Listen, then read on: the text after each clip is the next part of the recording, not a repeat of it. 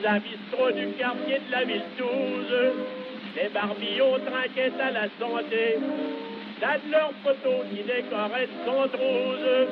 Et l'on chante... Avoisinant cette plèbe de bonimenteurs, sans jamais s'y mêler pour autant, paradait bruyamment l'aristocratie des bas-fonds, les Apaches.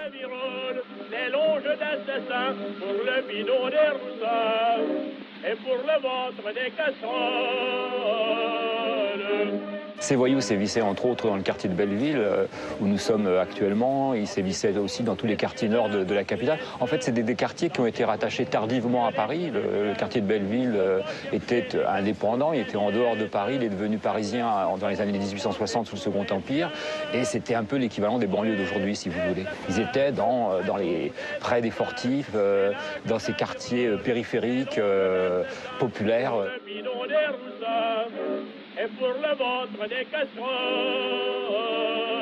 L'Apache n'est qu'une figure parmi d'autres de la pègre, magnifiée par la littérature populaire au tournant des 19e et 20e siècles, puis se dilue dans une légende enluminée dont Casque d'Or est un sommet et la danse Apache le point d'orgue frelaté. Nous les paumés, nous ne sommes pas aimés, des bons bourgeois qui nagent dans la joie. Il faut avoir pour être à leur goût un beau haut col et un chapeau mou. Ça ne fait pas riche une casquette, ça donne le genre malhonnête.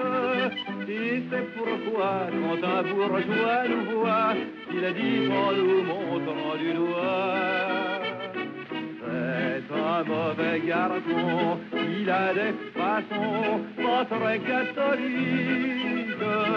On a peur de lui quand on le rencontre la nuit.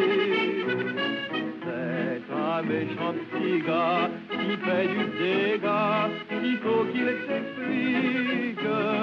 Ça joue du poing, de la tête et du chausson, un mauvais garçon. Belleville et Ménilmontant, mis en coupe réglée par la répression de la Commune, ne furent qu'un berceau tôt déserté pour des repères moins surveillés.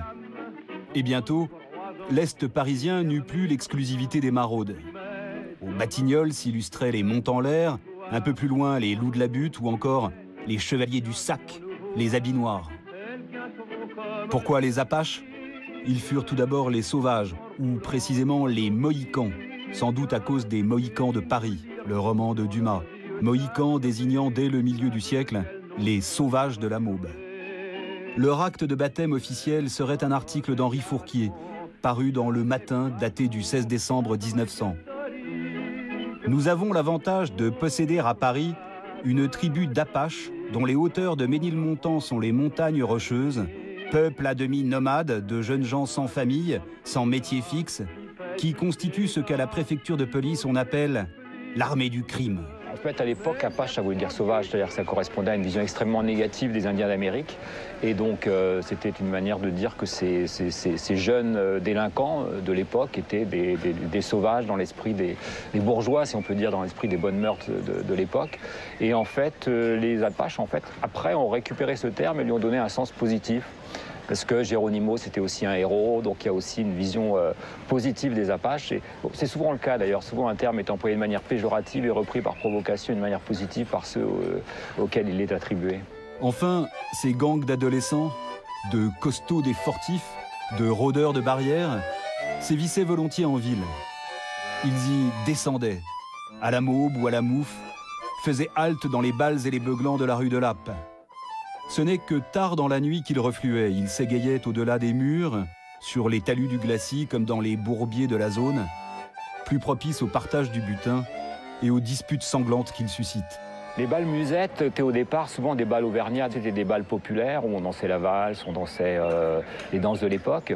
Et puis finalement, les Apaches parisiens sont venus s'y mêler pour y faire du proxénétisme. Et donc ils faisaient se prostituer les filles. Et donc voilà, donc en fait les balles musettes c'était un peu le point de rencontre entre les provinciaux à Paris, la danse folklorique, et puis les Apaches. Donc, et du reste, les Apaches lui donnaient une mauvaise réputation. Donc on disait que c'était des lieux mal fréquentés, que c'était un petit peu des coupe-gorge. Ainsi, les comptes se réglaient-ils en contrebas des cimetières de Belleville ou de Montmartre, aux franges du Pré Saint-Gervais ou des Lilas, en toute tranquillité. Là, quelques rades à la réputation franchement lamentable, des balmusettes moins folichons qu'à la bastoche, ce qu'on appelle des balles d'escarpe, tenaient lieu de planques. Cette armée adopta un uniforme, car les Apaches se montraient fort soucieux de leur mise.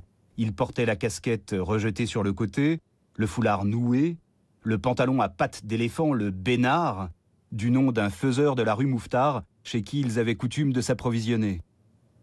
Enfin, ils se chaussaient de bottines soigneusement lustrées, sans quoi l'Apache ne saurait se distinguer du traîne-savate qu'il a été. En bon sauvage, l'Apache ergotait pas mal sur le terrain des galanteries, quoique un peu maquereau, barbeau ou mec à nageoire, comme on dit.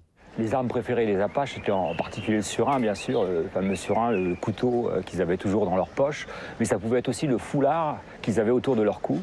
Ils détachaient le foulard de leur cou et puis ils prenaient leur victime, en quelque sorte, par derrière et le faisaient basculer. C'est presque une prise de judo.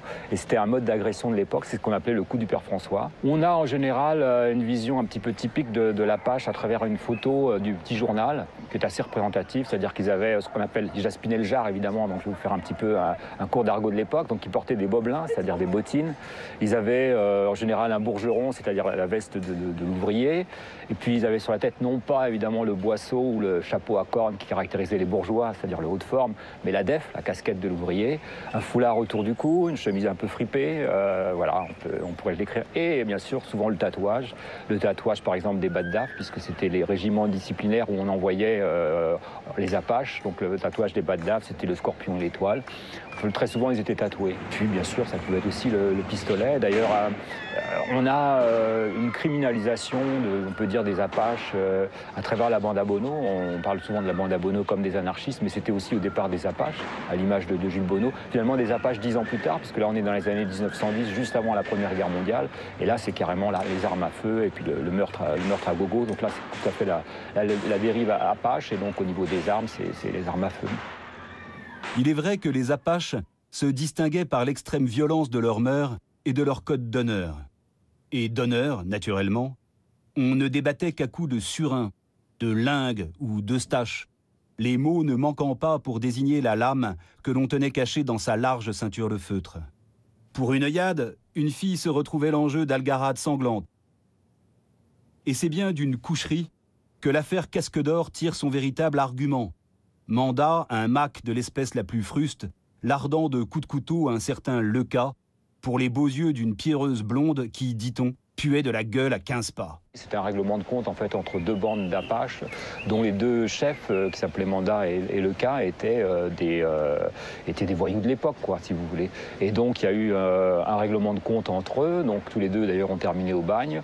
La presse est emparée de l'affaire et il se trouve que Casque d'Or était très médiatique puisqu'elle a accepté volontiers de se prêter au jeu des interviews de l'époque et en particulier elle a écrit ses mémoires avec un journaliste et grâce à ça, si vous voulez, donc l'histoire est devenue très connue. Alors ce qui est intéressant, c'est que dans ses mémoires, Casque d'Or en fait, a écrit pour la presse avec l'aide du journaliste. Donc c'était une vision un petit peu édulcorée, vous voyez, de la réalité, quoi. Il cherchait à plaire au bien-pensant aux gens à qui ça s'adressait.